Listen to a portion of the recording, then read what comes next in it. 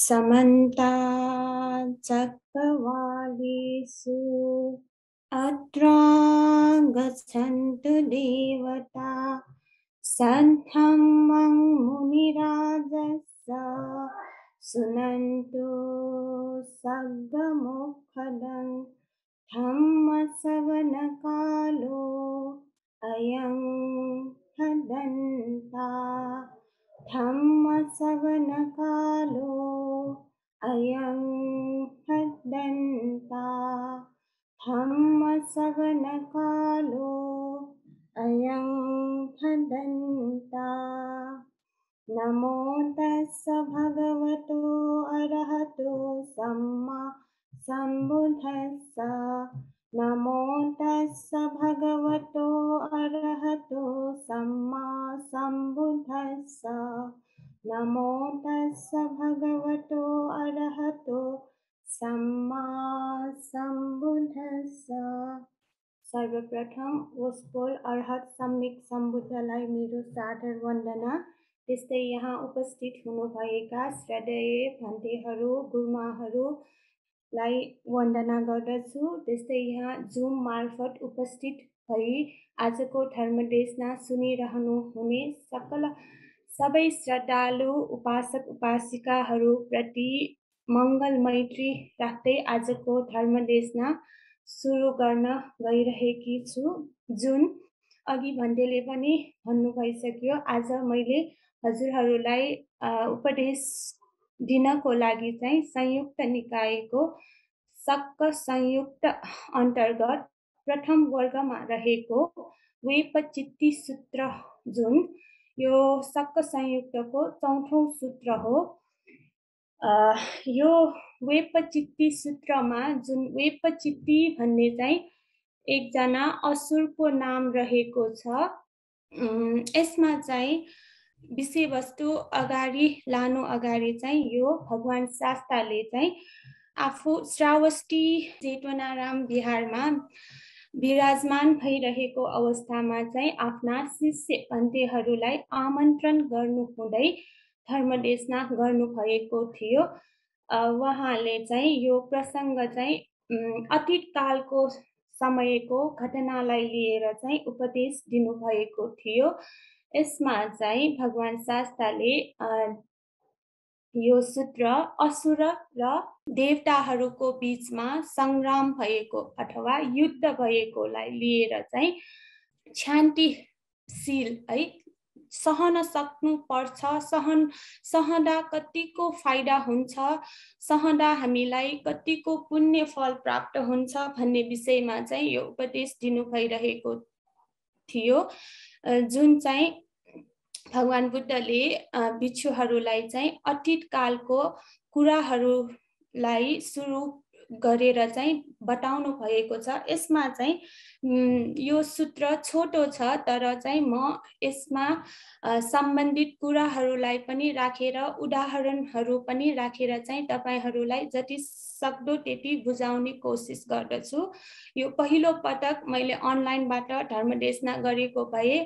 नेपालीमा पनि केही बोलेका शब्दहरू अशुद्ध हुन गएमा चाहिँ अहिले नै क्षमा प्रार्थी साथ चाहिँ आजको धर्मदेशना सुरु गर्न गइरहेकी छु यो चाहिँ एउटा कुराकानीको मार्फत चाहिँ हामीलाई धर्मको कुराहरू चाहिँ भगवान शास्ताले बुझाउन खोजिराख्नु भएको छ यसमा चाहिँ यो सूत्रमा इन्द्रदेव है देवताहरूका राजा इन्द्रदेव र उहाँका सारथी जसको नाम चाहिँ मातली भन्ने मातली रहेको छ उहाँहरू दुईजनाको बीचमा भएको संवाद अथवा कुराकानीलाई चाहिँ यहाँ सूत्रमा गाथाद्वारा देखाइएको छ है अनि त्यो बेला चाहिँ अति पूर्वकालमा चाहिँ एक समय देवता र असुरहरू बीचमा चाहिँ युद्ध हुन गइरहेको थियो है त्यो बेला चाहिँ असुरहरूका राजा चाहिँ वेपचित्ती भन्ने थियो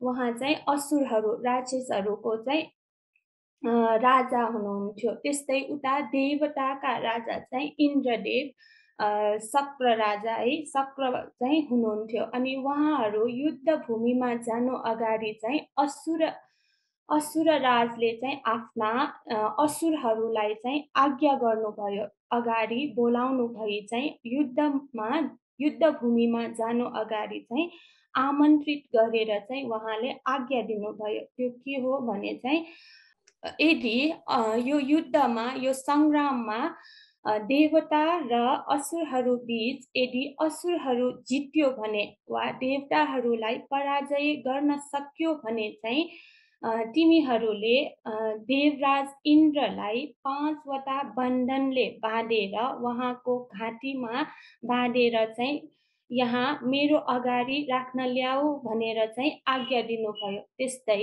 गरी उता ट्रायटिङ्सका देवराज शक्रले पनि आफ्ना देवगणहरूलाई आमन्त्रित गर्नुभई भन्नुभयो, देवगणहरू यदि हाम्रो यो देव असुर बीच हुन गइरहेको युद्धमा यदि देवताहरू चाहिँ विजय भएर असुरहरू पराजय हुन गएमा चाहिँ तिमीहरूले पनि असुर राजलाई वेपचिट्टीलाई चाहिँ 5वटा बन्धनले बाँधेर उहाँलाई घाँटीमा बाँधेर चाहिँ मेरो अगाडि राख्न ल्याउनु भनेर चाहिँ आज्ञा दिनुभयो है। अनि त्यसरी दुवै राजाहरूले आफ्ना सेवकहरूलाई आफ्ना देवगणहरूलाई त्यसरी आज्ञा दिनु भइसकेपछि दुवै पक्षबाट चाहिँ युद्धभूमिमा गएर चाहिँ युद्ध गर्न थाल्नुभयो है। केही समयपछि चाहिँ त्यो युद्धमा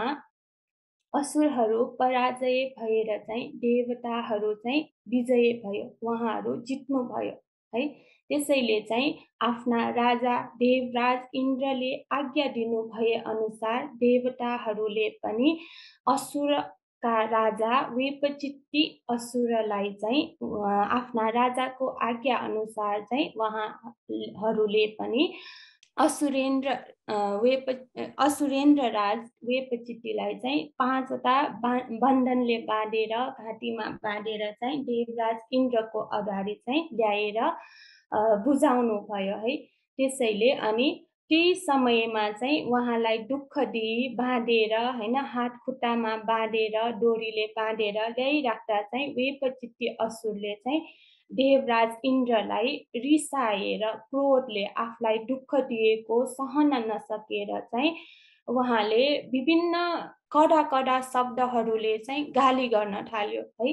देवराज इन्द्रलाई पनि त्यस्तै आफूलाई दुःख दिइरहेका देवताहरूलाई पनि एकदमै कडा शब्दहरू प्रयोग गरेर चाहिँ विनाश होस् अथवा मरेर जाओस् त्यसरी चाहिँ भन्न नहुने शब्दहरू पनि प्रयोग गरेर चाहिँ उहाँले आफ्ना मनमा रहेको क्रोधलाई रिसलाई चाहिँ प्रकट गरिरहेको थियो आफ्नो वचनले है।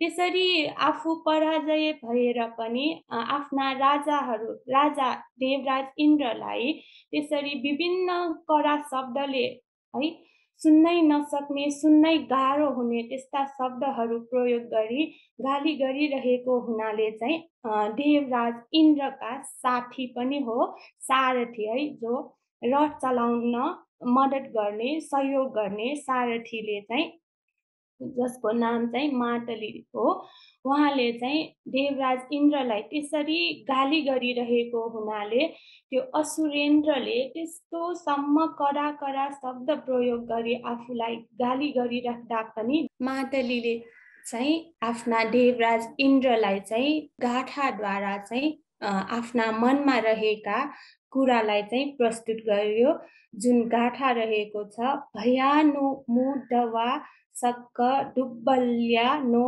टिटी खस्सी सुनन्तो फरुसङ वाचङ सम्मुखा वेपचिट्टिनो टी भनेर चाहिँ यसरी गाथाद्वारा आफ्नो मनमा रहेको कुरालाई चाहिँ प्रस्तुत गर्यो, जुन अर्थ रहेको छ हे शक्र, के तपाईँ भएदेखि डराएर अथवा आफू कमजोर सम्झेर आफ्नो अगाडि वेपचिट्टीले यस्तोसम्म कडा शब्दले गाली गरिरहेको हेरेर पनि सुनेर पनि किन सहेर बस्नु भएको भनेर चाहिँ आफ्नो मनमा रहेको कौटल्यतालाई चाहिँ प्रस्तुत गर्यो, वचनद्वारा है, गाथाद्वारा चाहिँ प्रस्तुत गर्यो।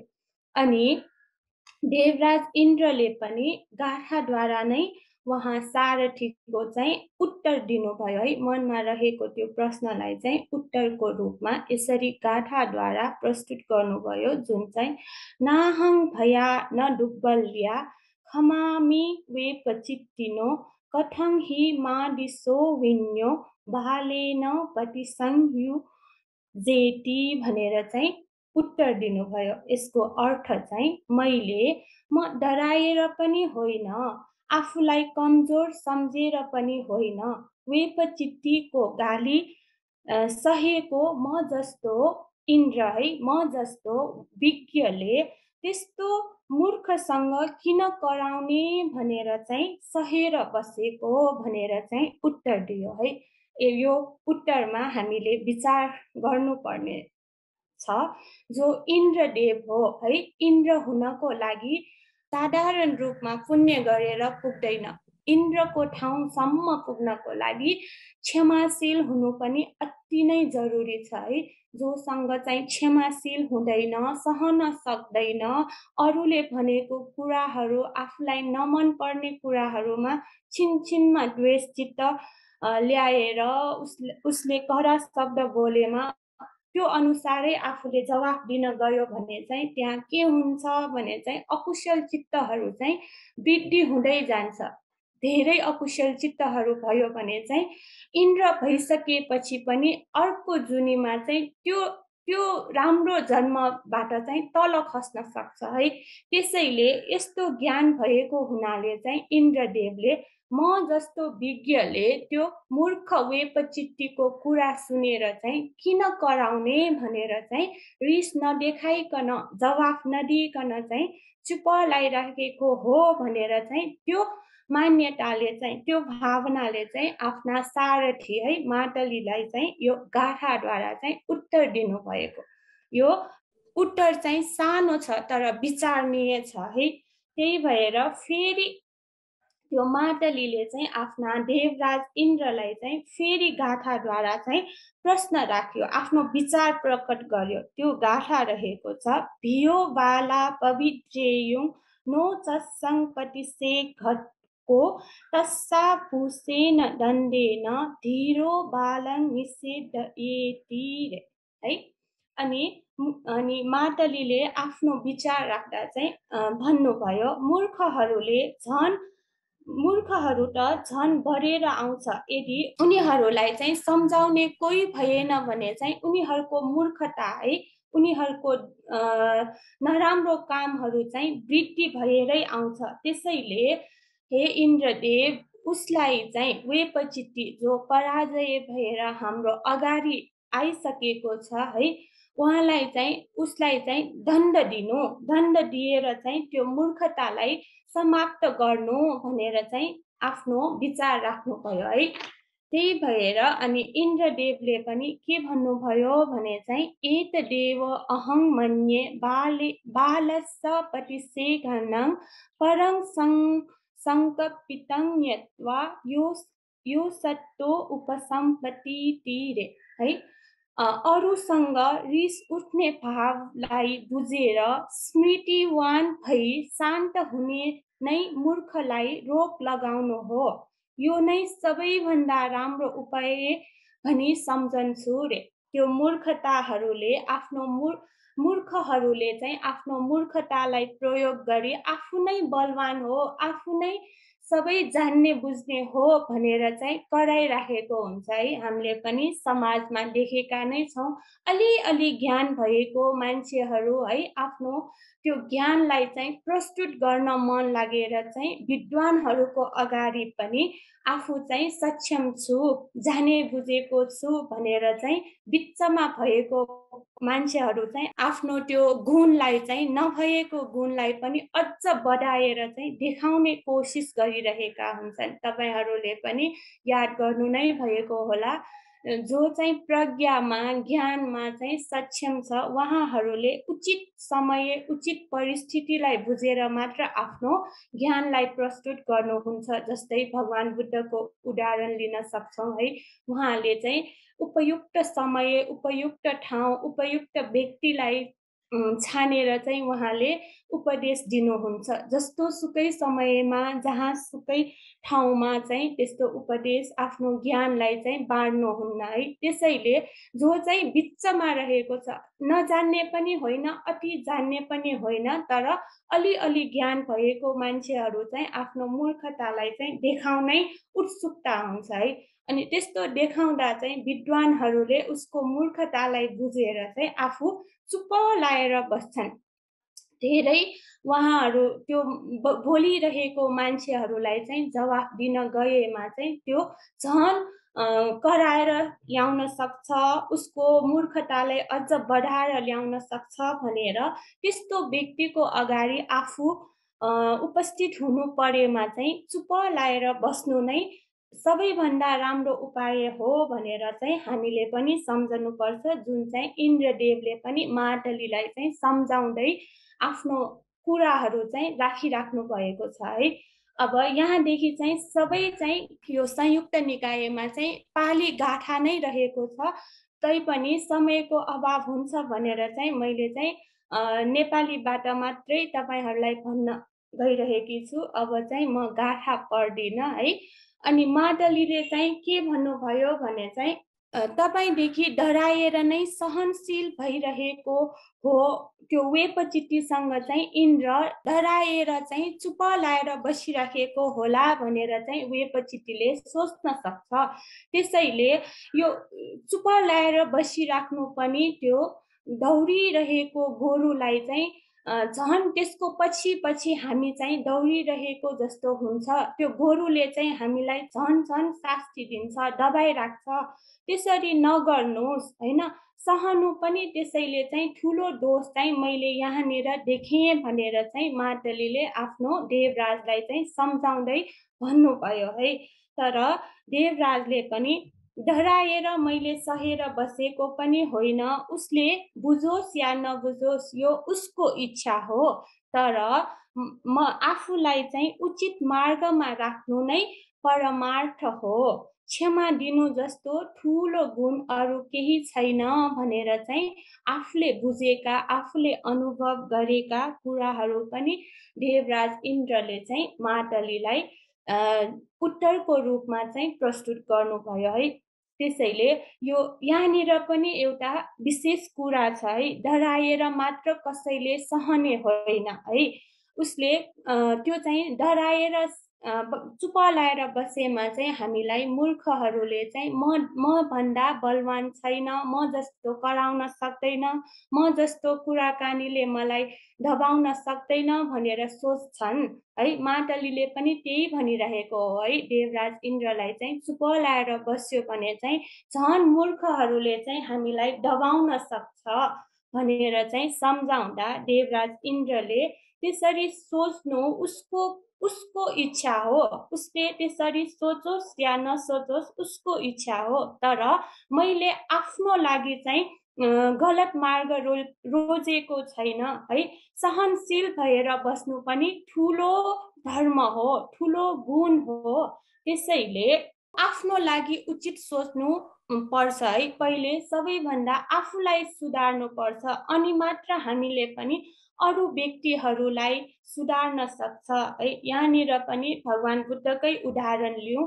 भगवान बुद्धले पनि सर्वप्रथम आफूले नै त्यत्रो पारमिता धर्महरूलाई पुरा गर्नु भई सिद्धार्थ कुमारसम्म जन्म लिँदै आउनु हुँदा उहाँले आफ्नो लागि पहिला सोच्नु भएर त्यत्रो धन सम्पत्ति राज्यपाटलाई छोडेर है, परिवार आमा बुवा आफन्त मित्रहरू सबैलाई छोडेर चाहिँ उहाँले संसार चक्रबाट छुटकारा हुनको लागि दुःखलाई अन्त गर्नको लागि चाहिँ उहाँले तपस्या गर्नुभयो, ध्यान गर्नुभयो, विभिन्न विद्वानहरूको सङ्गत गरेर ध्यान बस्दा बस्दा पछि आफैले बुझेर चाहिँ आफैले स्वयंले कोसिस गरेर चाहिँ चित्त मनलाई हटाएर चाहिँ बुद्धत्वसम्म प्राप्त गर्नुभयो। यो उदाहरणलाई चाहिँ हामीले लिन सक्छौँ। त्यसैले सबैभन्दा पहिला आफूले आफूलाई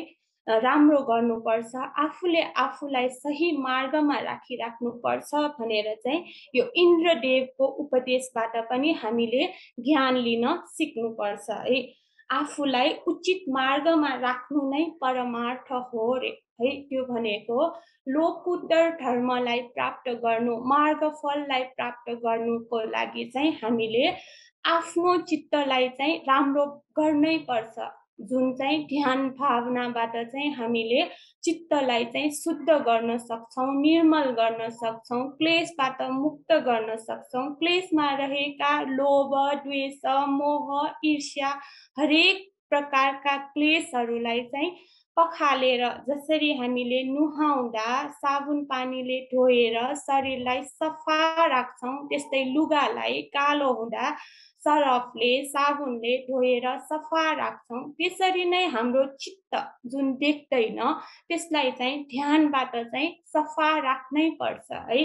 त्यही भएर चाहिँ त्यो चित्तलाई जबसम्म हामीले शुद्ध गरी आफूले आफूलाई बुझ्दैनौँ, आफूले आफूलाई चिन्दैनौँ, तबसम्म हामीले अरूलाई भलो गर्छु भन्दा पनि सक्दैन है, भित्रबाट सक्दैन। त्यही भएर चाहिँ इन्द्रदेवले पनि उसले मैले कमजोर भएर उसका कुराहरू सहेर बसिरहेको अथवा सुनिरहेको भनेर सोचोस् है, उसको इच्छा हो। तर मैले आफू चाहिँ त्यस्तो क्रोध चित्त राखेर उसलाई दण्ड दिने, उसको कुरा नसुन्ने त्यस्तो गर्नु हुँदैन है भनेर चाहिँ मातलीलाई सम्झाउनु भएको। क्षमा दिनु नै सबैभन्दा ठुलो गुण हो रे है।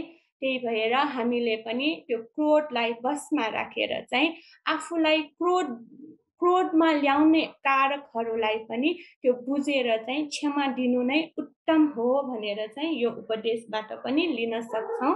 अनि त्यसपछि इन्द्रदेवले फेरि भन्नुभयो कि जसले आफू बलियो भएर पनि है कमजोर हुने व्यक्तिहरूलाई चाहिँ सहन्छ है, सहन्छ अनि क्षमा दिन्छ, त्यो नै सर्वोच्च शान्ति भन्छ अरे। त्यसलाई नै दुर्लभ भएर पनि सदा सहेर बस्छ, त्यो नै शान्ति पारमिता पुरा गरेको हुन जान्छ है। हामीले समाजमा हेरेर गयौँ भने अथवा तिर्यक लोकमा हेरे पनि है, बलवान प्राणीले चाहिँ निर्बल प्राणीहरूलाई चाहिँ हत्या गरिराखेको हुन्छ, प्राण लिइराखेको हुन्छ। उदाहरणको रूपमा बाघले चाहिँ है मृगहरूलाई चाहिँ खाना है आहारको रूपमा चाहिँ हिंसा गरिरहेको हुन्छ है। मृग त बाघभन्दा बलियो छैन नि, त्यही भएर चाहिँ त्यसरी बलवानले चाहिँ निर्बल प्राणीहरूलाई आफ्नो बसमा राखेर प्राणसम्म लिन सकिरहेको हुन्छ। त्यस्तै गरी मनुष्य लोकमा हेरे पनि, समाजमा हेरे पनि बलवान हुने व्यक्तिहरूले जो चाहिँ मनले बलियो छ, वचनले बलियो छ है, बल शक्तिले बलियो छ, त्यस्ता व्यक्तिहरूले चाहिँ केही कुरा गर्न नसक्ने असमर्थ व्यक्तिहरूलाई अथवा कार्यमा असमर्थ व्यक्तिहरूलाई अथवा मानसिक तरिकाले कमजोर हुने व्यक्तिहरूलाई चाहिँ आफ्नो अन्डरमा राख्न खोज्छन् है। उसलाई गाली गरेर होस्, उसलाई दबाएर होस्, काम गर्न लगाएर होस्, त्यसरी आफ्नो दास बनाइराखेको हुन्छ। समाजमा हेर्न जाँदा पनि त्यसरी निर्बलहरूलाई चाहिँ अब जस्तै भनौँ अफिसमा है, आजकल त सबैजना अफिस जान्छन्, मालिकले है आफ्नो बोसले चाहिँ स्टाफहरूलाई चाहिँ आफ्नो अन्डरमा राखिराख्छन् है। आफू चाहिँ बलवान छु, आफ्नो पावर छ है, त्यसरी चाहिँ बलवानहरूले चाहिँ निर्बलहरूलाई अन्डरमा राखिराख्छ। त्यस्तो चाहिँ गर्नु हुँदैन, त्यसलाई चाहिँ साँच्चै सहेको भन्दैन है। बलवानले चाहिँ निर्बलहरूको अगाडि त्यो सहेको हुँदैन। जो चाहिँ बलवान भएर पनि निर्बल हुनेहरूको चाहिँ कुरालाई सुन्छ, सहन्छ, गाली गरे पनि सहन्छ, त्यस्तोलाई चाहिँ साँच्चैको सर्वोच्च शान्ति भनिन्छ अरे। त्यो नै सबैभन्दा ठुलो सहेको हुन जान्छ। त्यसैले समान रूपमा नभएर चाहिँ बलवान भएर पनि निर्बलहरूलाई सहन सक्नु नै साँच्चैको सहेको हुन्छ अरे। अब निर्बलहरूले त सहनै पर्ने हुन्छ, आफ्नो बल प्रस्तुत गर्न सक्दैन, त्यही भएर बाध्यताले नै त्यसलाई सहनु पर्छ। त्यो पनि साँच्चैको सहेको हुँदैन है। त्यही भएर यस्तो बललाई निर्बल भएर पनि जो जो चाहिँ मूर्ख बल हो, त्यसलाई चाहिँ धर्मपूर्वक रक्षा बललाई दोषपूर्वक हेर्ने, खोज्ने, त्यस्तो तलास गर्ने चाहिँ कोही हुँदैन अरे। त्यही भएर चाहिँ इन्द्रदेवले पनि त्यस्तो बलवान हो कि निर्बल हो कि भनेर चाहिँ सहेको होइन। इन्द्रदेवसँग पनि प्रशस्त शक्ति छ, जसरी असुरहरूसँग शक्ति छ। आफ्नो पुण्यको बलले चाहिँ उहाँले पनि युद्ध गरे चाहिँ धेरै युद्ध गर्न सक्छ। त्यो असुरले आफूलाई सहनै नसक्ने गरी, त्यसरी अरूले नै सहन नसक्ने गरी, आफ्ना वरिपरि रहेका देवगणहरूले नै सहन नसक्ने गरी, सुन्न नसक्ने गरी, जसरी कडा वचनहरू प्रयोग गरेर इन्द्रदेवलाई वचनद्वारा चाहिँ हराउनसम्म कोसिस गरिरहेको थियो, त्यस्तो कडा शब्दलाई पनि द्वेष नलिकन, रिस नराखिकन चाहिँ सहेर बसिराख्नु भयो। तर म निर्बल भएर होइन, कमजोर सम्झेर पनि होइन भनेर चाहिँ आफ्नो त्यो सहनशीलतालाई चाहिँ प्रस्तुत गरिराख्नु भएको थियो इन्द्रदेवले है। अनि फेरि उहाँले मातलीसँगै बुझाउने क्रममा उपदेशको रूपमा चाहिँ फेरि भन्नुभयो कि जो क्रोधप्रति क्रोधी हुन्छ त्यो उसको गल्ती हो। क्रोधप्रति क्रोध नराखिकन युद्ध सङ्ग्राम विजय गर्छ अरे है। यो गाथामा, यो उपदेशमा चाहिँ हामीले भगवान बुद्धको उपदेशलाई पनि ल्याउन सकिन्छ, जोड्न सकिन्छ, जुन चाहिँ हजार युद्ध गर्दा जितेको मान्छे जितेको हुँदैन अरे है, विजय भएको हुँदैन। उसले त क्रोध चित्तले नै युद्ध गरेको हुन्छ, युद्ध भूमिमा गएर चाहिँ जितेरसम्म पनि आएको हुन्छ। तर जो व्यक्तिले चाहिँ आफ्नो चित्तलाई युद्ध गरेर बसमा राख्न सक्छ, त्यो व्यक्ति नै साँच्चैको युद्धबाट विजय भएको व्यक्ति हो भनेर चाहिँ उहाँले धम्मपदमा पनि बताउनु भएको छ है। यो गाथामा पनि त्यही अर्थ आउँछ, जसमा चाहिँ फेरि एकचोटि भन्छु, जो क्रोधीप्रति चाहिँ क्रोधी हुन्छ त्यो चाहिँ उसको गल्ती हो रे। क्रोधप्रति चाहिँ क्रोध नराखिकन युद्ध सङ्ग्राममा गएमा, लडेमा चाहिँ विजय हुन्छ भनेर चाहिँ यहाँ बताउनु भएको छ है। त्यसैले अनि फेरि इन्द्रदेवले चाहिँ मातलीसँग कुरा गर्नुभयो कि अर्कोमा के भन्नुभयो भने चाहिँ अरूको रिसलाई उत्पन्न भएकोलाई जानेर सावधान भई शान्त हुनेलाई दुवै पक्षबाट चाहिँ हित गर्छ। आफूलाई पनि अरूलाई पनि चुप लाएर बस्दा, सहेर बस्दा चाहिँ हामी दुवै पक्षलाई चाहिँ हित हुन्छ नि है। त्यस्तै गरी आफ्नो दैनिक जीवनमा पनि हामीले उदाहरणको रूपमा हेर्न सक्छौँ। अब घर परिवारमा पनि हामी बसिराख्नुपर्छ, व्यवहार चलाइराख्नुपर्छ। त्यस्तो हुँदा आमा बुवा है, दाजुभाइहरूसँग बसिराख्दा, व्यवहार गरिराख्दा कहिलेकाहीँ रिसाउने कारणहरू पनि हुन्छ। आफूले नगरेको गल्तीहरूलाई पनि ठुलोहरूले चाहिँ गल्ती सम्झेर चाहिँ हामीलाई गाली गरिरहेको हुन्छ, चित्त दुख्ने गरी वचनहरू प्रयोग गरिरहेको हुन्छ। तर हामीले नगरेको गल्तीहरूलाई पनि यदि गाली गर्नुहुन्छ भने, ठुलोहरूले आफूभन्दा ज्येष्ठहरूले गाली गर्नुहुन्छ भने, त्यसलाई पनि हामीले उहाँहरूले उपदेश दिनुभएको हो, मलाई पछिको लागि ज्ञान दिनुभएको हो भनेर सकारात्मक रूपमा लिएर त्यसमाथि रिस नराखिकन आफू चुप लागेर बसिराख्नु भयो भने चाहिँ त्यहाँ त्यो समस्या चाहिँ समाधान हुन्छ। छोटो समयमा नै त्यो समस्या चाहिँ हामीले समाधान गर्न सक्छौँ। तर यदि आमा बुवाहरूले दाजुभाइहरूले हाम्रो नभएको गल्तीलाई पनि देखायो भनेर उहाँप्रति द्वेष चित्तले रिसाएर यदि त्यसको जवाफ दिन खोज्यो भने, जवाफ दिन गयो भने त्यहाँनिर के हुन्छ भने बलिरहेको आगोमा चाहिँ अझ घिउ थप्न गएको जस्तो हुन जान्छ है। नभएको गल्ती भए पनि त्यहाँ चुप लाएर बस्न सिक्यो भने, बस्न जान्यो भने चाहिँ त्यो शान्त भएर जान्छ। त्यसमा जवाफ दिन गयो भने चाहिँ त्यो कुरा धेरै लम्बिएर त्यहाँ घर गृहस्थी नै जहिले पनि किचकिच किचकिच भएर अशान्तमय वातावरण हुन जान्छ। न मन सुख हुन्छ, न काम गर्नलाई नै सुख सुविधा हुन्छ। त्यहाँ बस्नसम्म पनि न मन लाग्ने वातावरणसम्म उत्पन्न भएर आउँछ। त्यसैले हामीले एकजना कराए पनि, हामीलाई गाली गरे पनि, चित्त दुख्ने गरी नै गाली गरे पनि त्यहाँ क्षमाशील भयो भने चाहिँ हामीले दुवै पक्षलाई चाहिँ राम्रो हुने गरी, हितकार हुने गरी शान्तमय वातावरण पनि बनाउन सक्छौँ।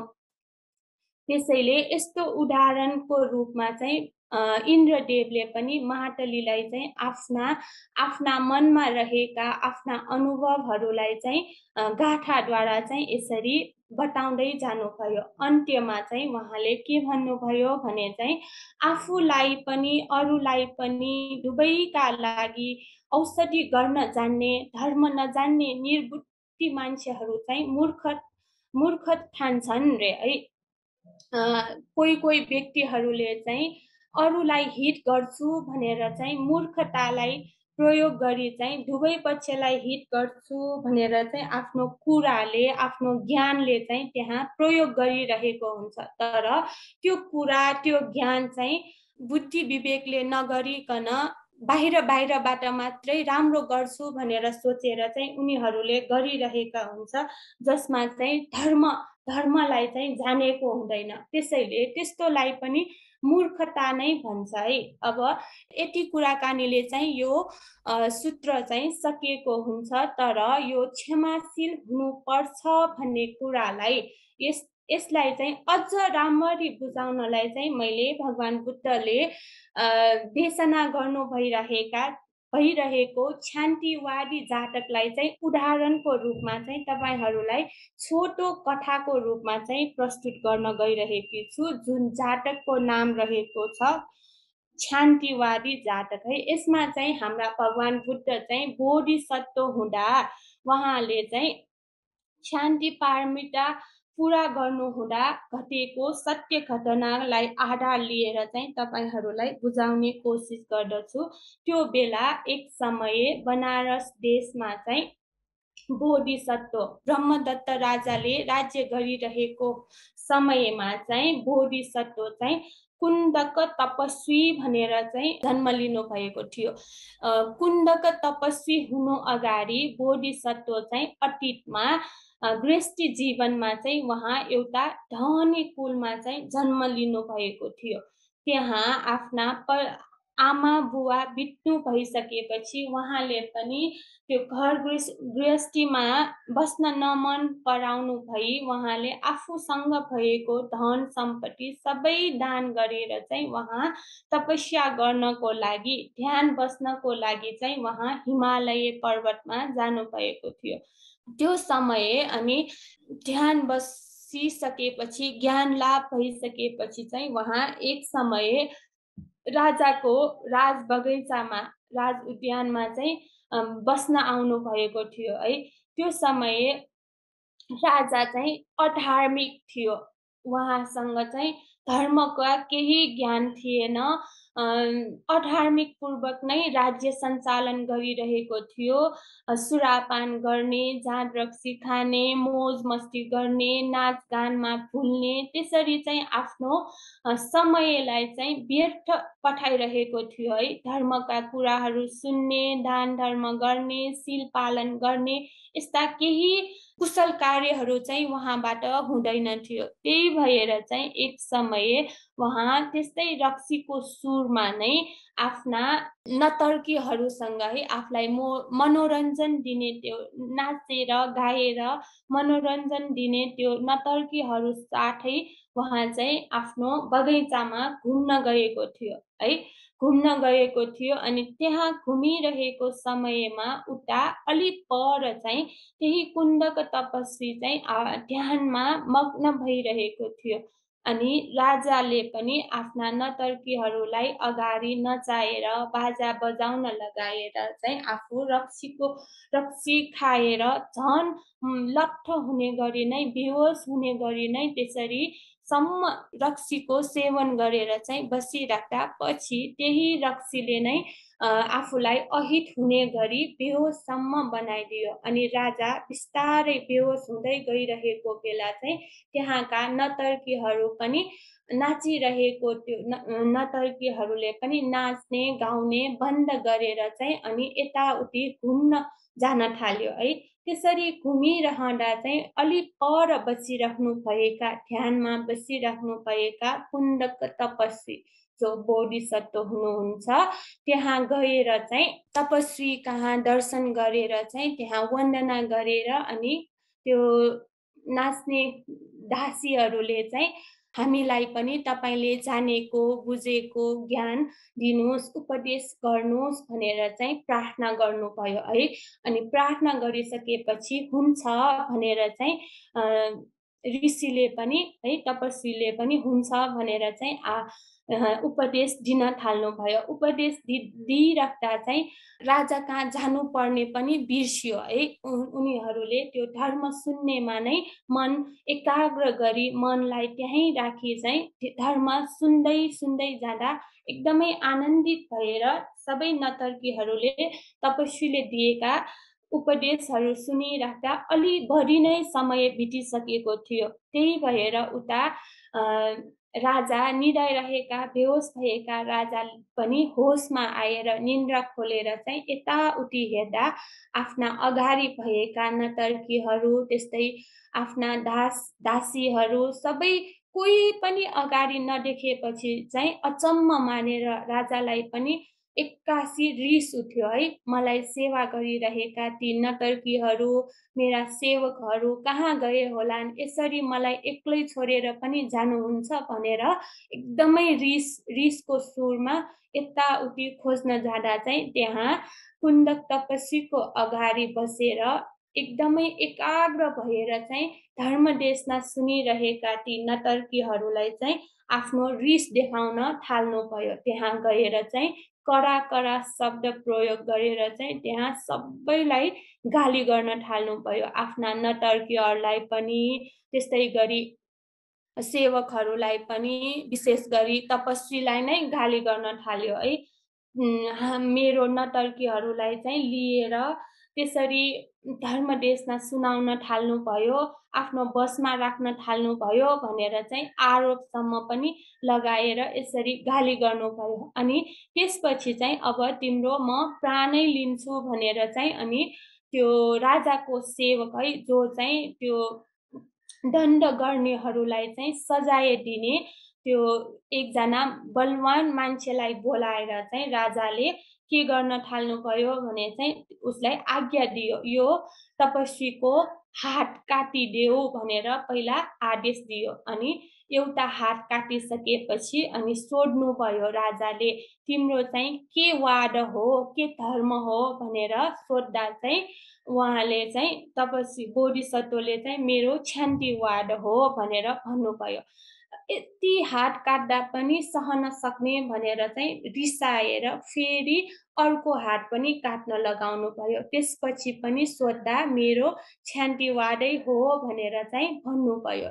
त्यसपछि फेरि फेरि रिस झनै रिस बढाएर चाहिँ राजाले फेरि खुट्टा काट्न लगाउनु भयो, नाक काट्न लगाउनु भयो, हरेक शरीरको अङ्ग काट्नु लगाउनु भयो, धेरै पीडा दिनुभयो। तैपनि बोधिसत्वले एकचोटि पनि राजाप्रति चाहिँ क्रोध चित्त उत्पन्न गर्नु भएन। मलाई यतिसम्म निर्दोष भएर पनि दोष आरोप दिएर चाहिँ मलाई यति सहनै नसक्ने गरी हात खुट्टा नाक कान सबै काट्न लगाउँदा पनि क्रोध चित्त नराखिकन चाहिँ मैत्री चित्त नै उत्पन्न गरिराख्नु भयो। अनि अन्त्यमा चाहिँ के भयो भने चाहिँ प्राणसम्म मात्र बाँकी हुँदा चाहिँ राजाको त्यो पाप कर्मलाई पृथ्वीले नै सहन थाम्न नसकेर चाहिँ राजा त्यहीँबाट जिउँदै जमिन फाटेर चाहिँ अविची नर्कमा चाहिँ पतन हुन गयो।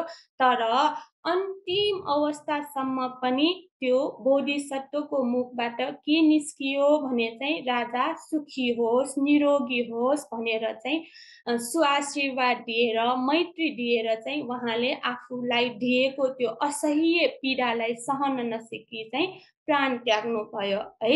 यसरी चाहिँ यो जातक सकिएको छ। तर यो जातकमा छोटो भए पनि हामीले चाहिँ धेरै ज्ञान लिन सक्छौँ। जीवनमा हाम्रो जीवनमा पनि हामीलाई समाजमा दैनिक जीवनमा हेर्दै जाँदा चाहिँ परिवारमा कसैले गाली मात्र गर्यो भने पनि हामीलाई चित्त दुख्छ, सहनै गाह्रो हुन्छ। किन उसले गाली गरेको होला, किन मलाई आरोप लगाइराखेको होला, किन बरोबर मलाई अगाडि बढ्न रोकिरहेको होला भनेर बरोबर हामीमा विचार आउन सक्छ। तर यो जातक सुनिसकेपछि हजुरहरूसँग पनि ज्ञान आयो होला। बोधिसत्वले बुद्धत्व प्राप्त गर्नको लागि शान्ति पारमिता पुरा गरिराख्नु हुँदा कति मात्र सहनु भएको थियो, कतिसम्म आफ्नो त्यो पारमिता नबिग्रोस् भनेर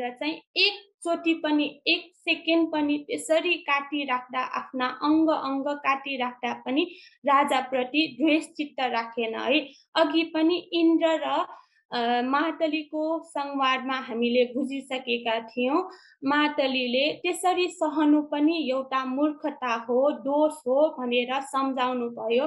तर त्यो रिसाउने उनीहरूको इच्छा हो, उनीहरूको दोष हो। तर हामीले आफूलाई त्यो रिसमा नपरोस्, त्यो क्रोध उत्पन्न हुने नबनाऊ, हाम्रो काम हो भनेर चाहिँ त्यसरी भन्नुभएको यो जातकमा पनि प्रष्ट रूपमा देख्न सक्छ। राजाले अकुशल चित्त उत्पन्न गरिरहेको छ, तर बोधिसत्वले आफ्नो पारमिता नबिग्रोस् भनेर आफूले आफूलाई संयमित गरेर, आफ्नो मनलाई संयमित गरेर त्यस्तो असह्य पीडा भए पनि एकचोटि पनि क्रोध चित्त उत्पन्न नगरिकन नै प्राण त्याग्नु भयो। अन्तिम साससम्म पनि राजाप्रति मैत्री चित्त राखी, राम्रो मन राखी चाहिँ उहाँले प्राण त्यागेको देखाइएको छ है। यसरी हामीले पनि दैनिक जीवनमा हामीलाई प्राणसम्म लिन आउने शत्रुप्रति पनि हामीले क्रोध चित्त उत्पन्न नगरौँ। यो जातकले हामीलाई धेरै शिक्षा दीक्षा दिएको छ। जीवनको अन्तिमसम्म पनि हामीले मनमा क्लेशलाई उत्पन्न नगरिकन, उत्पन्न हुन खोज्दा पनि त्यसलाई जानेर बुझेर होस राखेर त्यसबाट बच्नको लागि हामीले प्रयास गर्नुपर्छ। कायिक कर्ममा, वाचसिक कर्ममा, मानसिक कर्ममा यस्तो कर्महरू हुँदा चाहिँ हामीलाई विभिन्न तर्फबाट विभिन्न अवस्थामा मारले हामीलाई सताउन आउन सक्छ। क्रोध नआए पनि अरूबाट सुनेर हामीले त्यसलाई विश्वास गरेर उसले त मलाई यस्तो भनेको हो, उसले त मलाई यस्तोसम्म गर्यो भनेर हामी उसैको लैलैमा लगेर पनि क्रोध चित्तहरू उत्पन्न गरेर अरूप्रति द्वेष भाव राखेर, अरूप्रति ईर्ष्या भाव राखेर हामीले हाम्रो जीवनलाई बिताइरहेको हुन्छ। बिहारमा गएर धेरै उपदेशहरू सुने पनि अन्जानमा हामीले त्यस्तो चित्तहरू उत्पन्न गर्न गइरहेका हुन्छौँ। त्यसैले यो उपदेश सुनिसकेपछि हजुरहरूले पनि यो उपदेशमा भएको मूल शिक्षालाई लिएर व्यवहारमा उतार्न सकोस्। हामीले पनि त्यसरी प्राणसम्म जाँदा पनि शत्रुप्रति मैत्री नै राख्न सकोस् भन्ने आशिका गर्छु। यसरी नै आफू पनि क्षमाशील हुन सकौँ, शान्तिलाई वृद्धि गर्न सकौँ, सहनशीलता हुन सकोस् भनेर कामना गर्दै सबैलाई मङ्गल मैत्री होस् भन्दै आजको धर्मदेशमा यहीँ टुङ्ग्याउन चाहन्छु। भवतु सब मङ्गलम्। साधु साधु साधु।